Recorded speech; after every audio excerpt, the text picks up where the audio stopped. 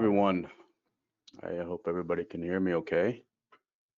We'll just give it another minute and then we'll get going.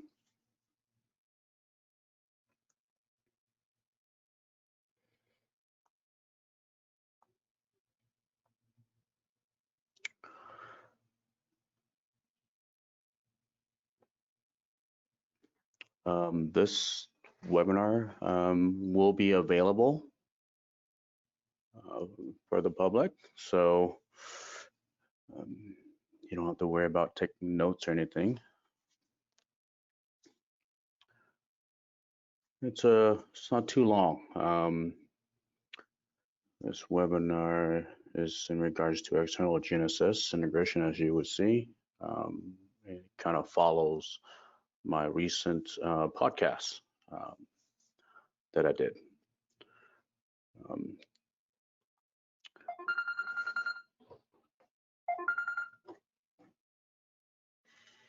Let's wait for a little bit longer.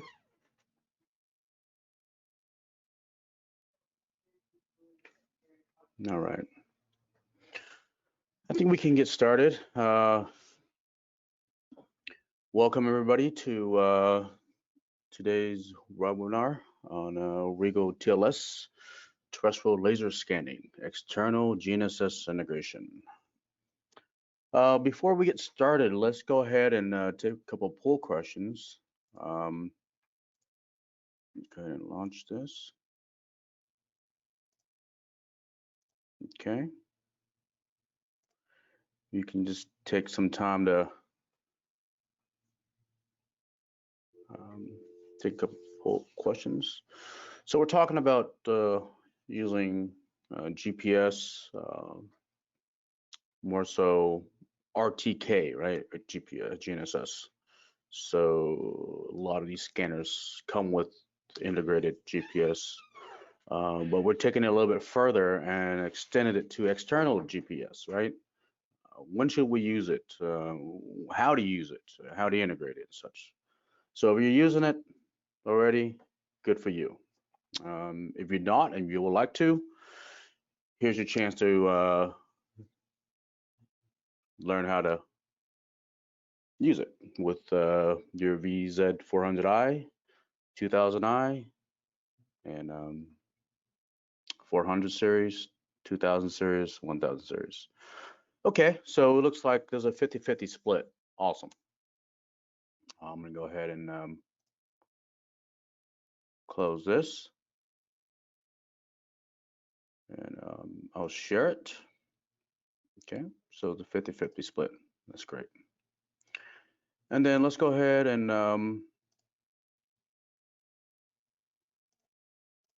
our next poll questions be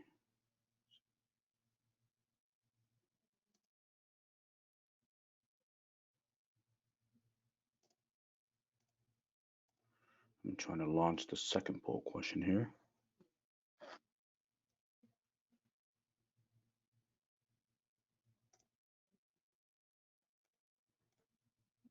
Okay. And our next poll question is, what topic should be my next webinar? How to process data utilizing external GNSS measured position. So what I mean by that is that for customers that have systems that can't integrate, do a complete integration with an external rover receiver with their scanner, they can always just log their RGK position on top of with their handheld controller, and then they can bring in the data into a CSV format and then merge it with the scan position. Very cool stuff. And then you can still utilize the automatic registration workflow consisting of first, of course, AR2 and MSA2. And then additional tools in RISECAM Pro, tips and tricks. So, you know, we're always updating our software with some cool new tools. And, you know, there's easiest way of doing stuff. I might know something that you guys out there don't know, so I'll share it with you. And then the third one was data fusion, one of my favorites. we are doing some really cool stuff with data fusion with our software, particularly hardware-wise with our terrestrial scanner and our mini VUX or whatever unmanned system you have. I would even use photogrammetry too as well. You know, if you give me a point cloud from photogrammetry, I can most likely show you how to merge it with terrestrial data. You always want to merge stuff with terrestrial data, in my opinion, right? So terrestrial data brings the highest level of accuracy and precision. So looks like, well, it's everybody wants me to do all three of them. Okay. All right, I'll just go ahead and wait a little bit longer. Just give it a couple of minutes to take the poll questions. Presentation will go as follow, my part, and then we'll take some questions towards the end. I think we have close to an hour. I know that we have some other presentations going on this week, so I just want to make sure that I stay within my time frame. Okay. All right. So it looks like we got majority of the votes. I'll go ahead and just close this. Then I'll share it with you. So, okay. So it looks like all three is needed or wanted rather, right? So no problem. We'll be doing these webinars throughout the whole year. So we got a lot. All right. Okay, let me go ahead and hide this. And then everything is closed. Great. All right. Let's go ahead and move on to our main topic, external GNSS. My name is Nguyen. I'm the business development manager for our TLS segment, since we're terrestrial laser scanning, and also RIEGL California lead. I don't know if you guys noticed, but recently we launched a new office out west, developing our customer support and sales out west. Here's a neat picture that I'm showing you right here. That's actually our new building, our new headquarters for North America. It's right now under construction at this current phase right here, I believe. So this image of the point cloud is pretty up to date. Hopefully everything goes smooth and we'll be in there towards the end of the year, okay? All right, so external GNSS integration. Let's go over the agenda real quick. Overview of the RIEGL VZ400i and VZ2000i GNSS, so integrated GPS. Now, I'll be talking a lot about the 400i and the 2000 series because those are the most relevant systems to us, right? Those are the newest systems to us. They have the most expandable methodology of using GPS GNSS. How to generate GNSS configuration file. So there's a couple key components when wanting to use external GNSS, and one of them is to generate a configuration file. This file allows the scanner to read and communicate with the rover and also VRS network, right, to get corrections and such. How to configure the external GNSS.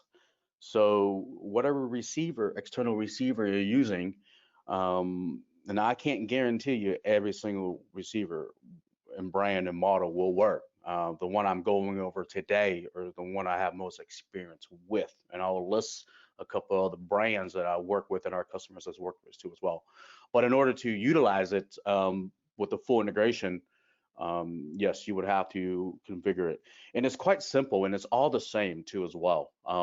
We require 4 NEMA strings, NEMA messages coming from the rover to the scanner, right? And some NEMA string messages may be different than other manufacturer, but the main one will be presented today from 2 manufacturers of external GNSS. And how to make use of external measure GNSS position. So earlier in one of my poll, I asked if you guys wanted me to show you the full workflow. I can, but today I can't not show you the full workflow because today is all about using external GNSS integration. But I will get you there. But one of my last slides, I will show you how to bring in the data if you were to log the data with just your controller and then bring them in afterwards and then merge it with the scan positions. Okay. Let's take a quick look at the GPS receiver. So the scanner offers an integrated GPS receiver, which provides GPS time and global positional data.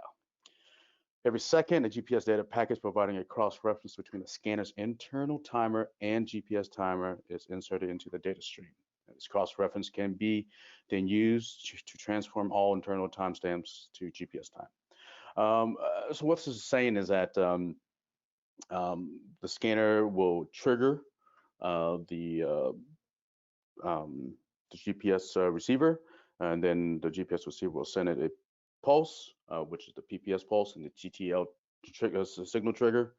And then that's how the two are synchronized together. And then the GPS time is then measured with the internal clock, right? So the scanner has an internal timer too as well.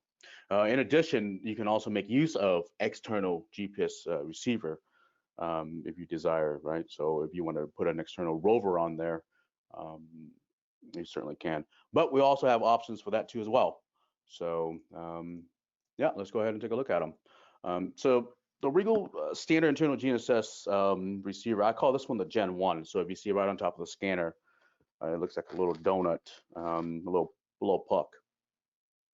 I call this the Gen 1, right? So this Gen 1 receiver is, it's got low accuracy, 1 to 10 meters, right? It's not really useful for really any kind of surveying or even in GIS work.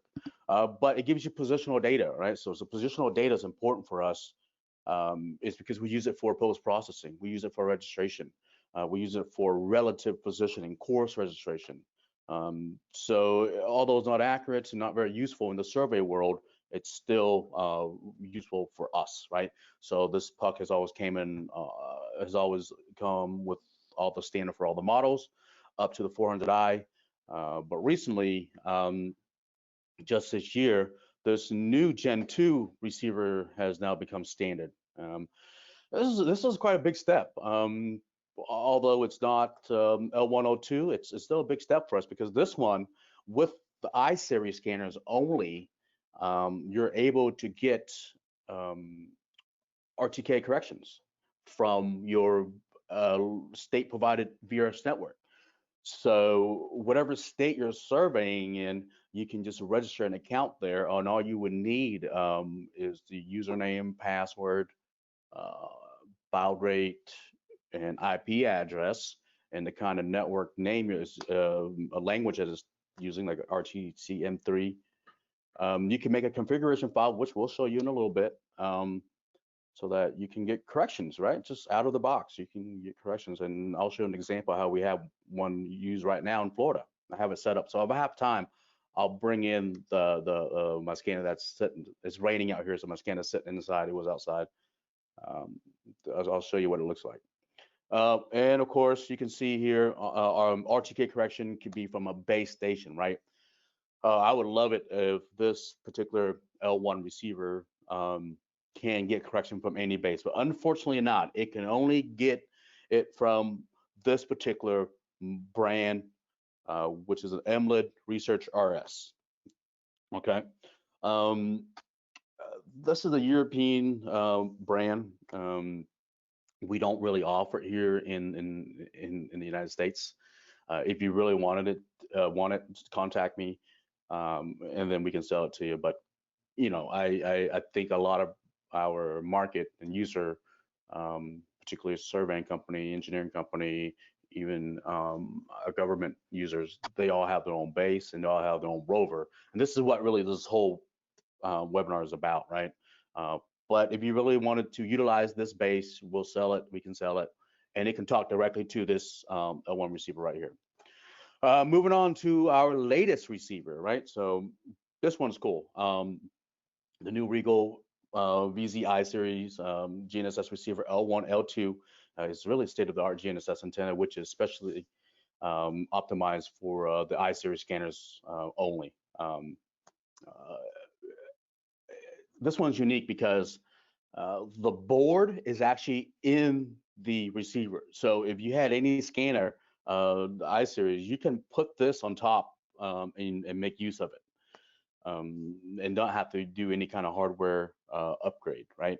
So this one gives you L1, L2, which gives you even good coverage in urban environments with stable RTK solution. To get the RTK solution for this one and also for the Gen 2 antenna, uh, there's two ways to do it, right? One is through a VRS network, and then one is to the dedicated base station, which is only from MLID, Research RS model. So you can't go get your your base R8, R10, R7s out there and put it on the over a known point and get correction with this. But nevertheless, you still can with the VRS network, but here's a disclaimer. You have to put the scanner online, okay? So this scanner has to be online and have internet access in order to get the correction from your state-provided VRS network. And you can do that by a couple ways, right? You can use a dedicated SIM card, which if you do want to do it that way, contact us because there's a couple things you need to do. AT&T is the service that we use. We have a couple scanners with dedicated SIM card from AT&T, and we work with a couple of other service provider like Verizon, but AT&T seems to be the easiest one to work with because they were able to release a static IP address very easily. So we can show you how to do that if you want to go with that route. And also with these having a dedicated SIM card and always been online, there's a couple things you can utilize with the online function, like remote controlling it from uh, from another location. Also have cloud connectivity. I don't know if you're aware, but the scanner, you can connect it to a cloud storage like Amazon, Microsoft, or even a NAS drive, internal NAS drive. So, but it's got to be online. And the other one is just to use the Wi-Fi where you can connect it to a hotspot, right? So, and yeah, just that simple. All right. And then of course the optional external GNSS integration. This is for pretty much most of the V-line scanner. And when I say most, it's because I remember the first generation of the VZ400 pre-I series, it didn't have uh, a plug for the LEMO cable to connect to. Okay, unfortunately not. Uh, and I'll show you what that cable looks like. So the first generation of VZ series scanners, there's no plugs. You can't do this integration, but you can still make use of it of the external integration, meaning that hold on, I'm sorry, meaning that you can still log the GPS signal or RTK shot with your handheld controller. And then later on merge it with the scan position. Okay, so yep. And this is what you would need. Very easy components. All of our kits come with these components, external GNSS mounting brackets, and also the cable. Now, most of my examples and demonstration is going to be based off of the Trimble R8s and R10 and Leica GS15 models, 16 models, and 14 models, right? It's only because those are the ones I have most experience with. Those are the ones I've used over the years. Those are the ones I've helped use over the years. But nevertheless, I also have some experience with CHC models. Sorry, the CHC brand. Spectra, um, uh, Topcon. So there's other manufacturers that we can integrate with. We just don't have a dedicated cable. Now, if you want to reach out to us and if you're existing customers and you have a type of receiver that you want to make use of, and you don't have the cable, we can work with you. We can give you the pinout. We can, maybe even make one for you. But let us know. But we have two options right now to go with is the Leica and the Trimble brand. Okay, not being biased any of them, just what we have. Um, so yeah, just let us know what you have, and we'll show you how to see if we can help you get the cable. And the GNSS mounting bracket is important because based on which one you select, it it dictates your offset values, right? So from the scanner face center to the GNSS rover face center. And that's what I'll show you on the next slide is that whichever one you select, you have to make sure we have to add those values properly, okay? So bracket number 1 is only used when you do not want to use a camera, okay? So bracket number 1 is dedicated only without a camera. And that offset value to the top of the mount is 155.5 millimeters. So you take that and then you add it with your rover face center height, and then that's you get the total offset height from scanner face center to rover face center. Okay, so that's bracket number 1. All this information is also in the manual too as well. Like I said, this PowerPoint, I think, presentation will be made public soon afterwards. Bracket number 2 is with the camera. But bracket number 2 have 2 offsets, okay? So bracket number 1, you only have a vertical offset, which is the Z value with 155.5 millimeter plus your GNSS face center. And then bracket number 2 has 2 offsets, okay? That's because if you can see at bracket number 3, the camera tilts back a little bit, so therefore it has an X value offset. So you have to consider that too when you make the configuration file. And then bracket number 3, you also with the camera, but only 1 offset, which is the Z value. So in my opinion, if I was going to use one of these brackets with the camera, I would probably use 3. Okay, it's because I believe 1 offset, it's better than 2 offset. I assume, right? I mean, less mistakes, less error. So yeah, I would use bracket number 3 if you were using a camera. Of course, choose 2 if you want with the camera, but 1 only without a camera. All right. So let's go and look at the configuration file. Where can we find these files? Well, it's on the scanner. In fact, everything I'm telling you is also on the scanner too as well. On the scanner, if you connect to it with the laptop, with a computer, you can access these files. In fact, you can even plug in a thumb drive, a USB, and copy and paste these onto your thumb drive if you wanted to, and then correct it on your computer. Open it in a notepad. So if you just log on, go to the internal folder, and then go to the GNSS folder, you can see all your configuration file .gnss files are stored in there. They are standard. It comes with a number of them. You can see towards the bottom here, you can see the VZI RTK reach RS. Well, those are the one with the base station I talked about, right? That we really don't sell much here in North America because most of our customers already have existing RTK setups with base and rover,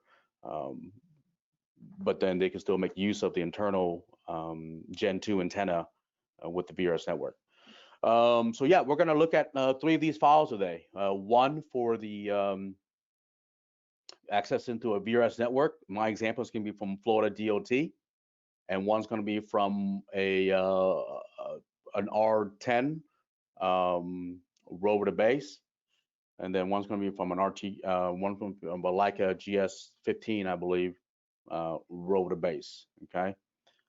Yeah, so you can just copy any of these files, throw it to your computer, open up a notepad, and then you should be able to see, once you open it, you should see something like this, okay?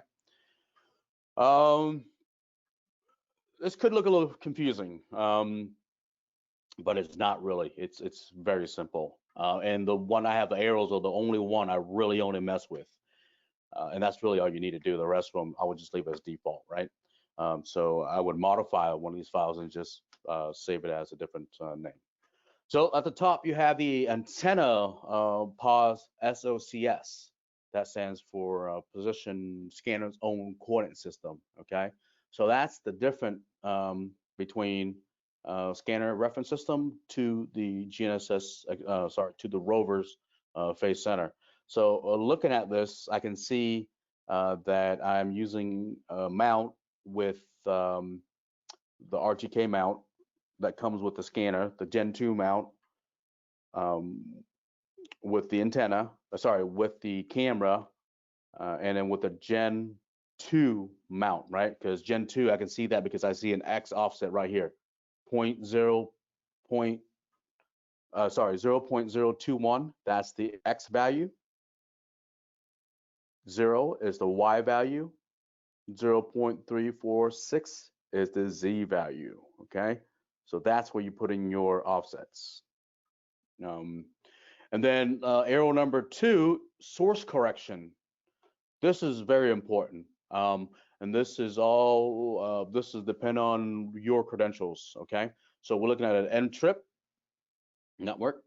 Then you have your IP address, which is 204.90.21.205. And then you have your baud rate, 10,000.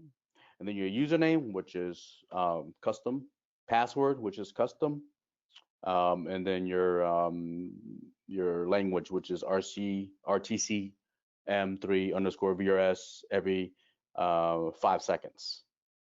Okay, so that's what that means. And this is all state provided.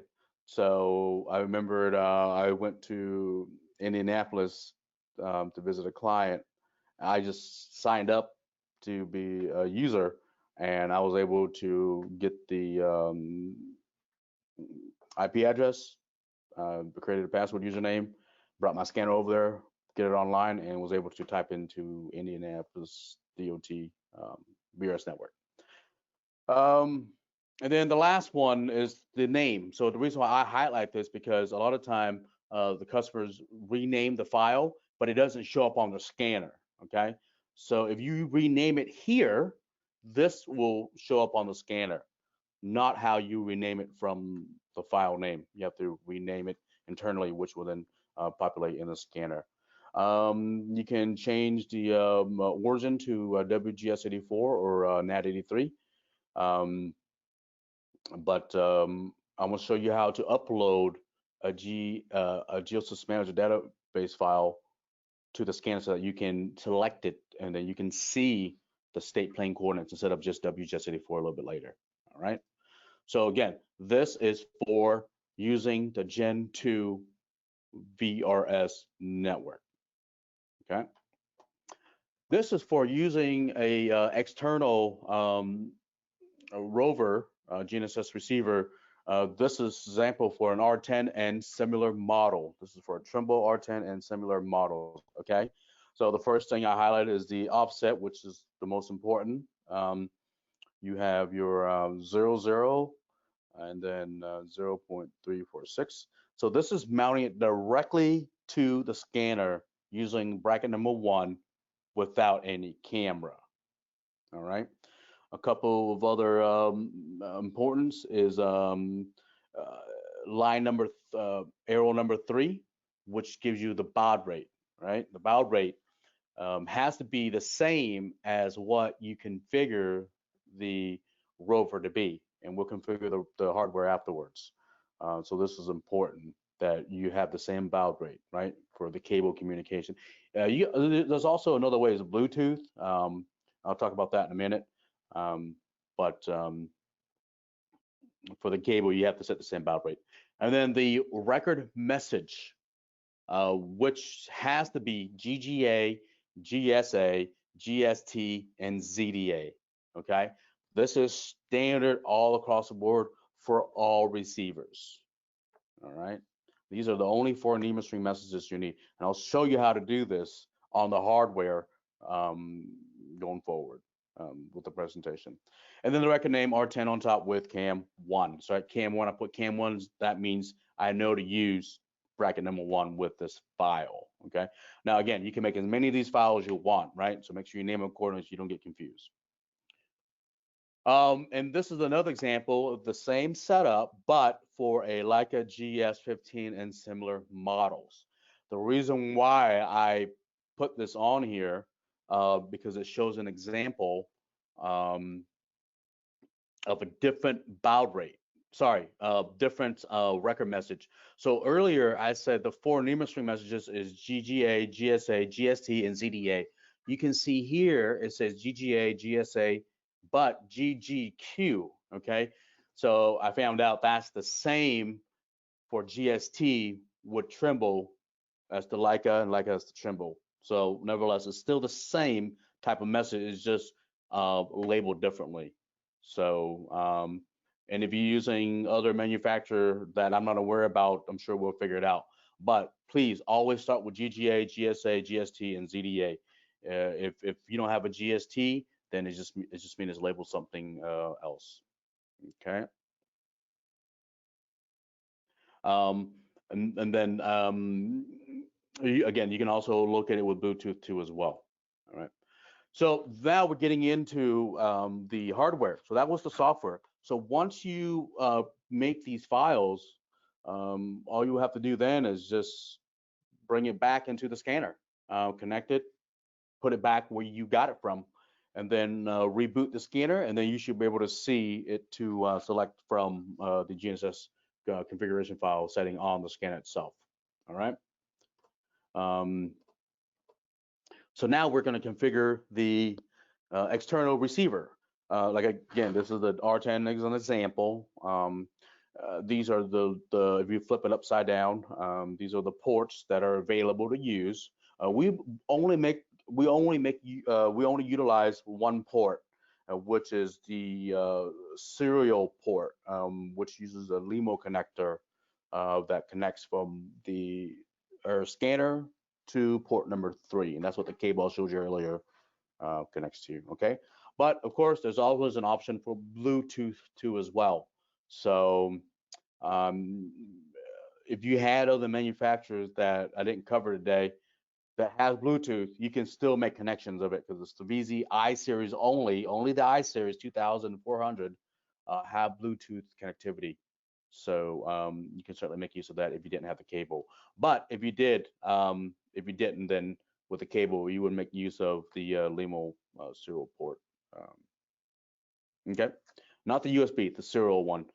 Serial RS, I think it's an RS-232, which is pretty simple port. One transmit, one receive, and I think a ground or something like that, or power.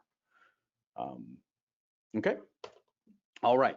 So once you connect your, and I'm only using it as an example. So what I did here is I connected this rover to my computer, which to the Wi-Fi, and then I would then open up a web browser and utilize the web browser interface. Okay, configuration settings. So once I connect, I want to go ahead and go to the I/O configuration. So the I/O configuration allows me to select which type of ports I want to use. So earlier I just talked about the port serial number 1, where you can see where it's highlighted up top, circle at the top, serial 1, and then you want the message to be NMEA, NEMA strings. Okay. Second setting is the baud rate, which I told you it has to be the same thing as the configuration file, which is 38400. You use 96, whatever you want to use. And then parity is none. And then those are the 4 NEMA string messages that you have to output, which is all set under 1 hertz. Okay, please only use 1 hertz. GGA, GSA, ZDA, and GST. And then you hit OK. And here's a same example, but Bluetooth.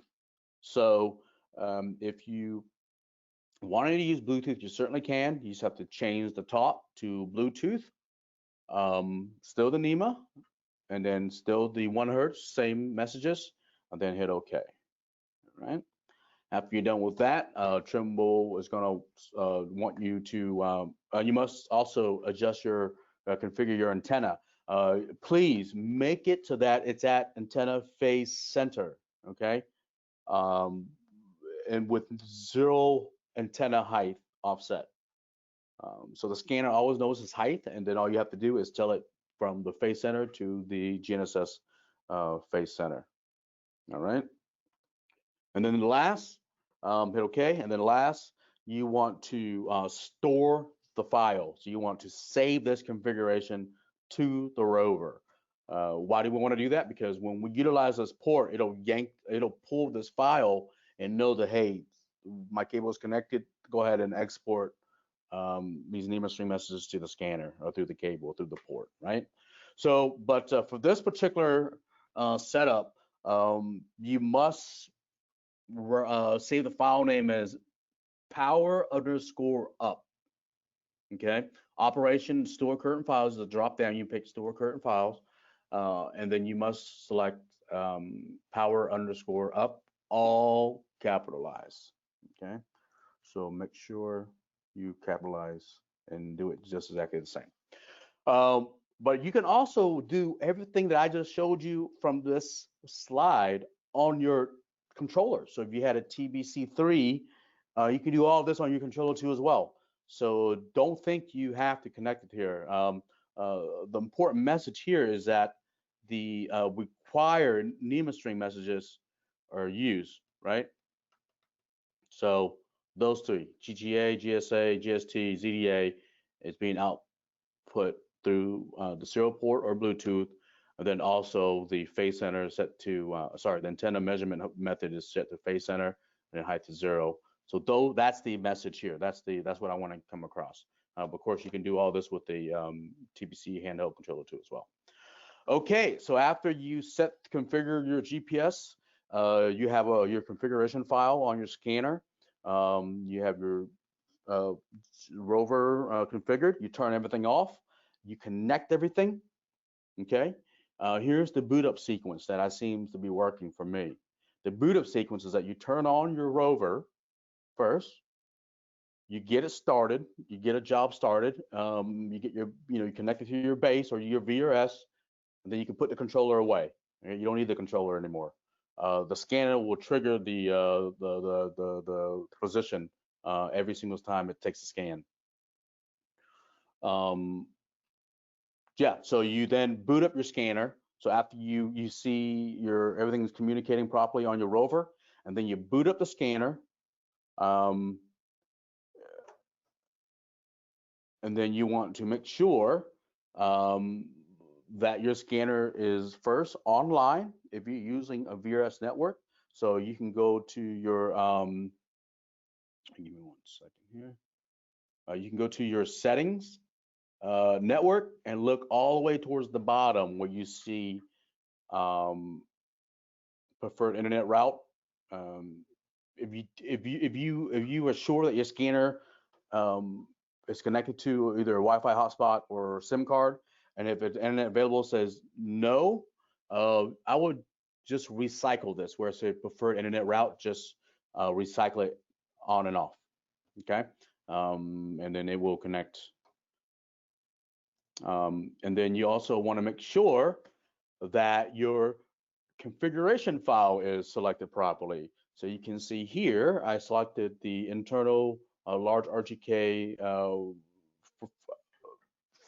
source from FPRN, which is the Florida DOT network. Okay. And then once you get your correction file selected properly, you can then look at the accuracy and how much is it's improved once you get the correction. So you can see here, this was done yesterday. I wanted to make it relevant as possible, so I did it yesterday, just right outside my office. You can see here, once you get a position that's within RTK solution, it'll say RTK fixed. Otherwise, it will say RTK float. Okay, the status will say float. So make sure it says fix. If you look a little bit further bottom, I got my WGS84 geographic 3D, which is in lat long, and then below that you have your RTK age of correction as 1, your reference ID base station that I'm using that is connected to The base station ID is 274. And then my virtual baseline is 10 meters away. Okay, I could have been better, but the scanner was near a tree and near buildings. But yeah, it definitely could be better. Okay. All right. Now, do you see where it says WGS84 Geographic 3D? There's also a way to upload the GNSS Manager file .gsfx file directly to the scanner so that you can select the coordinate system that you're working in, okay? And that's what I want to show you.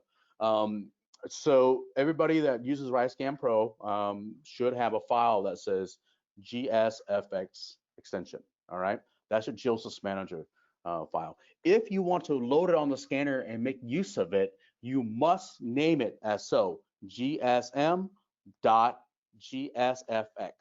The scanner will only recognize gsm.gsfx, okay? So, and then you just copy the GNSS Manager and then join model file to the internal hard drive on the scanner. So you can see here on the image, don't put it in any kind of subfolder, put it in direct root of the internal folder, okay? Don't put it in the GNSS file folder, and don't put it in any other folder, put it in the direct root, and then that's where the scanner will recognize it. And then once the scanner recognizes it, that's what you will see here. So if you go to your GNSS setting, you can see at the top, my GNSS configuration is internal large RTK. And then all the way at the bottom where it says coordinate system for display, by default, it should say WGS84 geographic, I think, yeah? But if you were to click on it, you can then now see all the coordinate system that you had created. Now, you can't modify the coordinate system on here, so you must do it on your GNSS Manager database on your in RISCAN Pro or the GNSS Manager tool, okay? You can see I have quite a bit. I highly recommend to only have a list of what you are using, okay? If you're working in 3 different, Florida's got 3 zones, I think. I mainly work in, mainly most of my surveys I've done so far, I guess. So in Florida East, I haven't really done Florida West, the South yet, I don't think. But I think Florida has 3 zones. And I recommend just only make files with only the states and zones that you're working in. Yeah, but once you select the file, your display, let me see. Let me go back up a couple slides. Right here, where it says WGS84 Geographic 3D, right below that, it'll say your state plane. It'll have your state plane coordinate system, XYZ, okay? And then by utilizing this workflow, your data will be, so if you utilize automatic registration automatic registration tool, onboard registration, it will then take your data, register, stitch it together, and also do a coordinate transformation down the state plane, right? If you have it this far set up. Now, if you don't, it's okay. You can do that in RISCAN Pro, right? Because anytime you bring it in, you got to run through the GNSS Manager database, which then does coordinate transformation from WGS4 down to NAT83 or state plane or whatever coordinate system you want to work in. All right.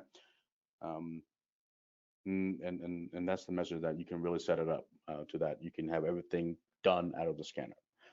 Okay, so getting towards the end of my presentation, this is, I had brought this up earlier in the year on my virtual presentation for the virtual conference day, that you can actually make use of measures GNSS. So in the past, we weren't able to do this. RISCAN Pro got away from that, but it recently came back for users that don't have the integration with the I-series and the rover. They can still make use by setting up your rover on top of your scanner. Let me back up a little bit. One important setting that you must do on the scanner is the pause estimation. That must be set to fast at the least, okay? That must be set to fast. Position estimation must be on and must be set to fast to make use of the automatic registration 2.0 and also to make use of the measured external GNSS positions, okay? So GNSS measures are imported into the TPL Glocks before starting AR2. So before you register the data, right-click on the TPL Glocks, which is the last folder all the way at the bottom under your Project Manager tab. Right-click and say Import. Once you import them in, bring them in just as you normally would with any kind of control. But here's the note.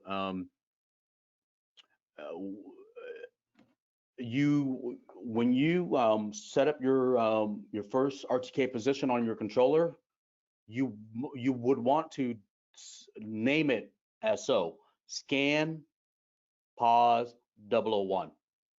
Okay, capital S CAN POS 001. The reason why is because that is the same as it would with the scanner. That's how it names its position by default. So later on, when we bring it in, you can see my image number 2. You can bring in set the scan positions. It will link them by name.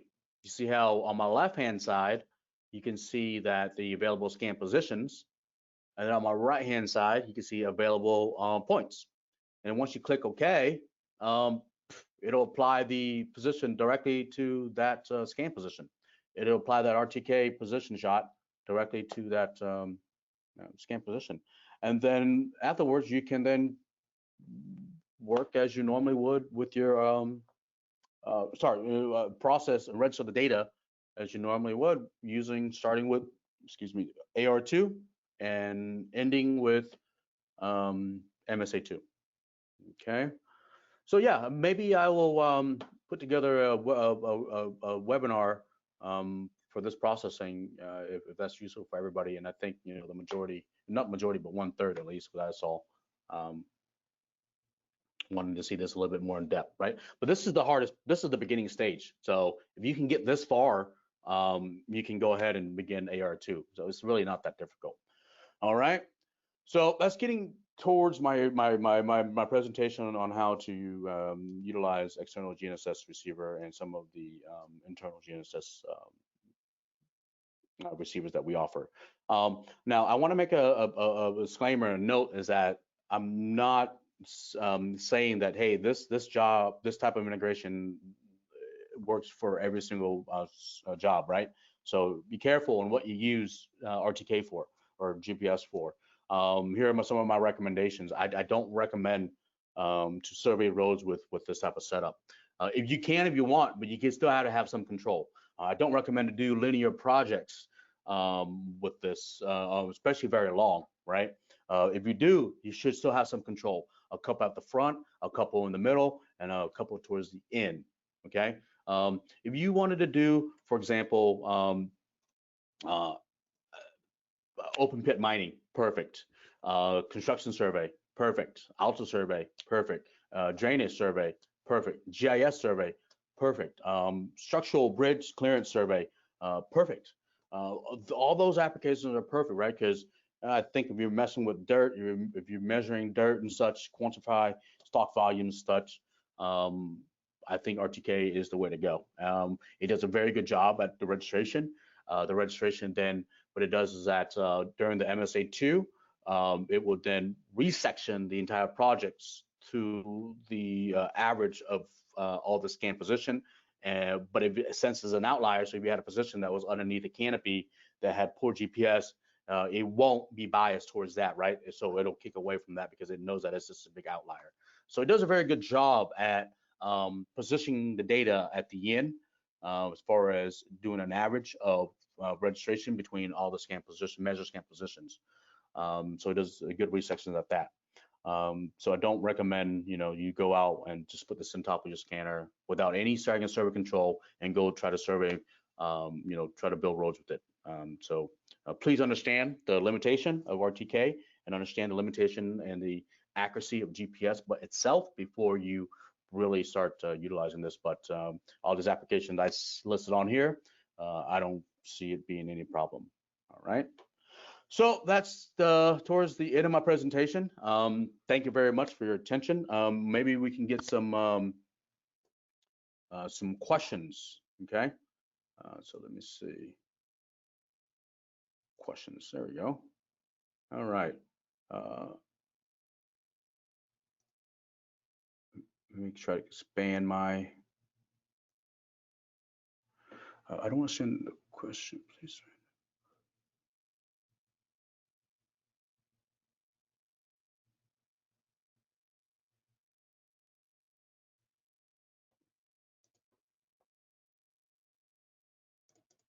Let's see. I'm trying to expand my window bigger so I can see. Here was a question. If using a tilt stage with a GNSS antenna.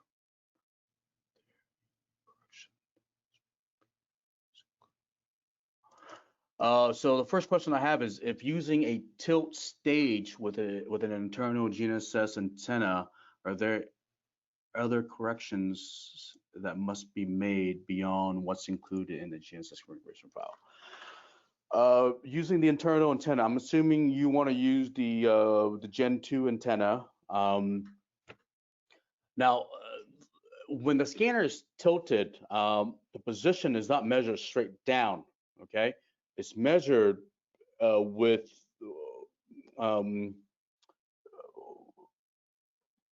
in mind the angle of the tilt, right? So the scan itself has an inclination sensor, a dual inclination sensor, IMU. So it takes that data, applies it to the GNSS file position, and then straightens it out.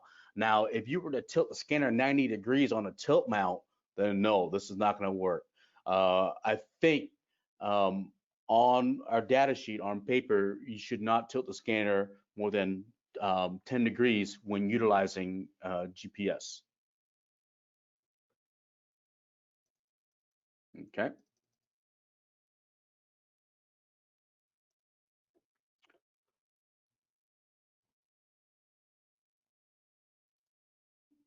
Well, if there's no more questions, I only see one so far.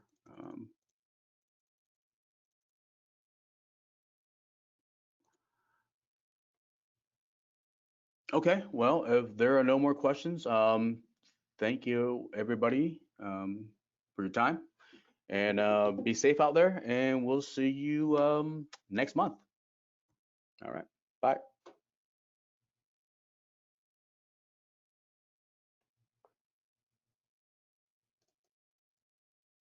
Oh, okay, hang on. What? Okay, sorry guys. There are questions. It's hidden all the way back here, and I cannot seem to find it. Give me 1 second. I apologize. Stay back on. I want to answer these questions for you. There are tons of questions. Okay.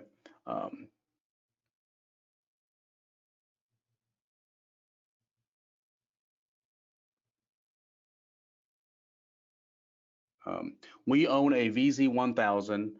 Can we upgrade the GPS to Gen 2? VZ1000 to Gen 2. Well, you can, but you won't be able to make use of it, right? It's because the VZ1000 does not have a way to get online for the corrections. So you just be, kind of wasting your money on that. The only difference between an L1, with Gen 2 and Gen 1 is that the Gen 2 has an L1, L2, which gives it quicker positioning, right? So when you're underneath round buildings and stuff, it gets it positioned quicker. But to really utilize the Gen 2, you got to get a VRS connection. You got to get a VRS network connection. So yeah, you can, but I don't recommend it. Maybe you can utilize, let me see, this one, because this one, no, you still can't. I'm sorry. It would not make sense for you to do it because you cannot get the scanner online. Okay.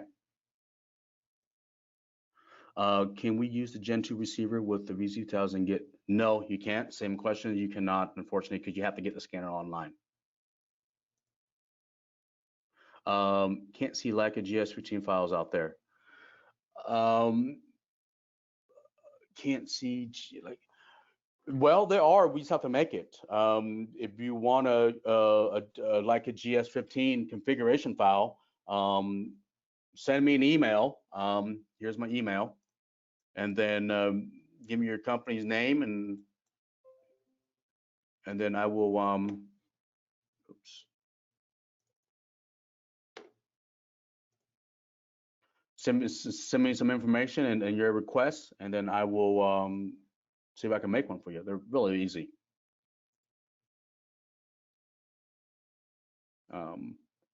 First newbies got a little confusing.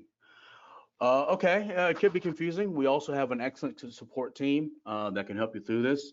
A lot of times I can walk a customer through this, so setting up their stuff. Whether you understand it or not, it's really easy to set up. Can you send out the configuration file for an RIEGL? Yeah, I can send it out, Sharon. So just send me an email, what kind of scanner you have, and then I'll send one out for you, both of them. I already have it made, so. I would like to connect Bluetooth. Many thanks. Yeah, Bluetooth is easy. So here, let me show you. I have my scanner right now. So if you're still there, hopefully you are. You can go to settings, turn your Bluetooth on your scanner, go to network, go to Bluetooth, enable it, and then do the little wheel so that it can search for your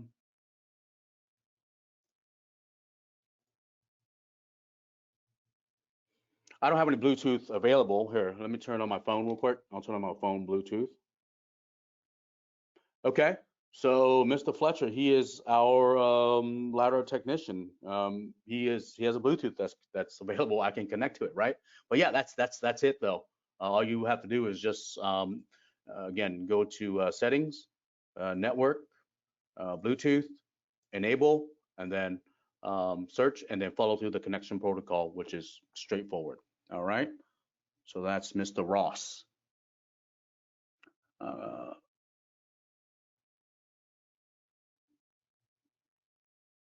If you're using a tilt stage, I already answered that.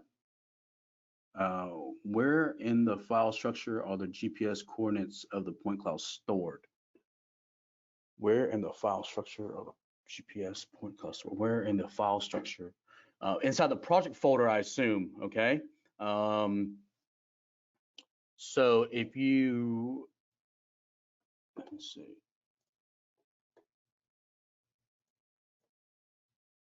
Give me 1 second here, so I can find it for you. So the GNSS Manager file is stored inside the project folder .riscan.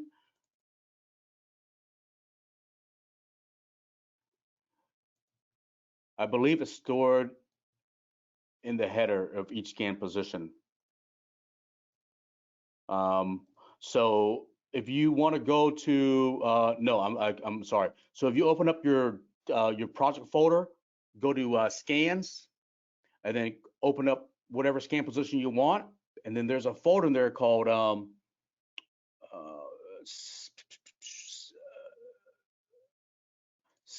pause estimations. Pause estimation. Okay, that's where your pause estimation is stored. That's where it's a .pos file, so you won't be able to read it anyways, but that's where it's stored. It's stored inside the raw data, which is inside the project file. Go to scans, scan positions, and then pause estimation. You'll see two there, final pause, and then, okay.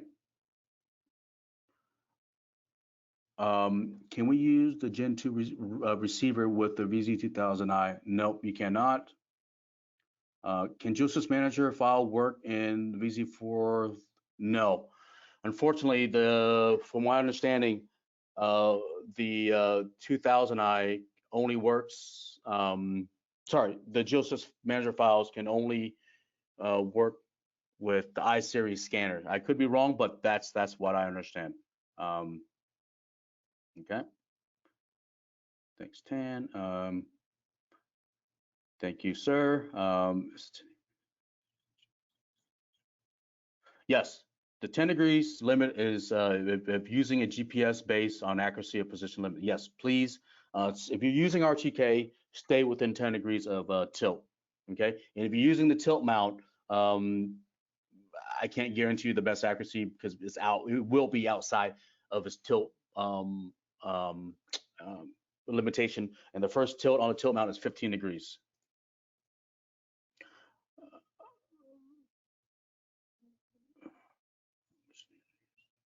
The new RTK, the cost of the new receiver on top, send me an email and I'll give you the cost.